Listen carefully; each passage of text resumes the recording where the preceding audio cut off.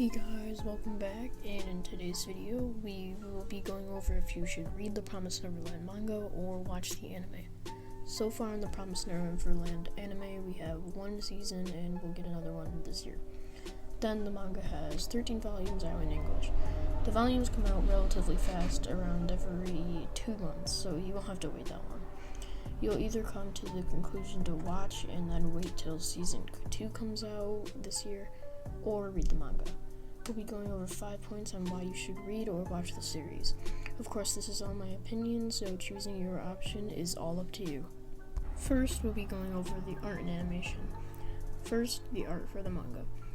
So, in the first volume, they go into the tunnel, and there is really good art in there because on the top of the tunnel you can see they put a lot of detail into the pipes, which makes it more eerie and suspenseful.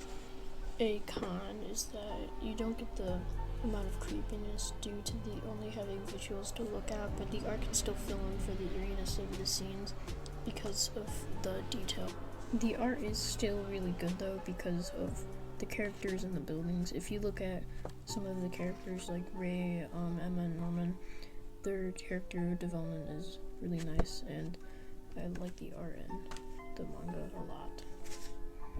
Also, the building of Gracefield Orphanage is really nice and well put together. Now, the animation. There are some cons in the animation, sometimes it feels a little empty because there's just it's mostly dark.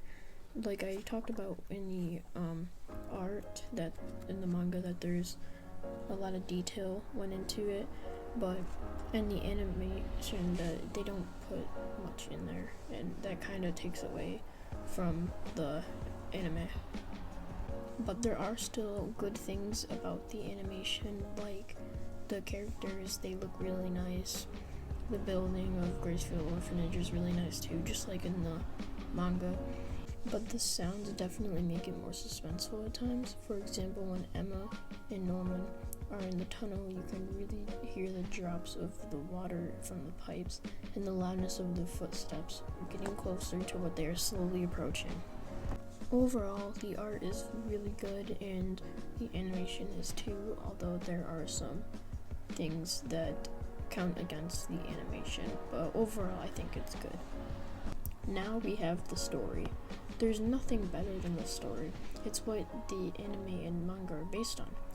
And this anime really nails the story. In Volume 1, you get introduced to the 3 protagonists, Emma, Norman, and Ray. They are the oldest out of all the orphans at Gracefield Orphanage. They live in a comfortable life with food, clothes, and a way to learn in a perfect environment. As time goes on, the children get adopted from parents. Connie is a 6-year-old getting shipped out to her new family.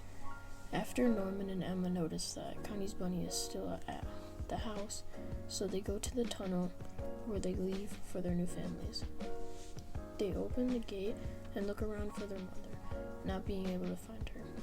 Then they discover the dark truth of the orphanage. The story is really good, and I think that is pretty much the reason why the anime and manga are so good. There are things like voice acting, characters, and other things we've already went over, but the story just contributes to the anime and manga and just overall makes it really good. Now we have the characters. Character development is enjoyable. They each are different in their own ways, the 3 protagonists being Emma, Norman, and Ray. Emma is known for her incredible ability to learn, capable athleticism, and able optimism. Ray is able to interact well with the orphans and is fiercely loyal to and caring to them, particularly Emma and Norman. Norman is a math prodigy and a model student of Gracefield House, with intelligence that surpasses his peers and even adults. With their intelligence, they make a great trio, which overall makes the story better. Now, the voice acting. Not much to say for the voice acting, just a few things. The voice acting is really good, and especially when you get to the spine-chilling moments. They don't overreact, but they don't act impassively. It sounds like the voice actors are really in the moment that the characters are facing. The voices of Sumari Morohoshi, Maya Ichiida, and Mariah Izzy. I think I'm pronouncing that wrong, but other ones I think I'm fine with. Really fit the characters, their voices. Overall, I think that the voice acting couldn't get any better. After watching the anime, reading the manga, and going over these 5 points, I can conclude my rating. Here's the chart that I made to show my ratings. I gave the animation an 8 because sometimes it feels a little empty, but it's still good for the characters and the buildings. Then I gave the art a 9 because they put in a lot of detail, but sometimes the art looks drawn fast. I gave the story a 9, 2 because it's really good for a horror and thriller manga and anime. I gave the characters a solid 10 because they really fit the story. I also gave the voice acting a 10 because it really just fits the characters and it couldn't get any better. I suggest this series for the manga over the anime because of those 5 points I went over and because the manga is farther than the anime in the story. I usually don't spend money on books if they're around $8 or more, but this one is really worth it. You don't have to dedicate too much time to this series, so I definitely suggest you check it out, especially if you like thriller mystery. I hope you guys enjoyed the video and have a great day. I'll see you in the next one.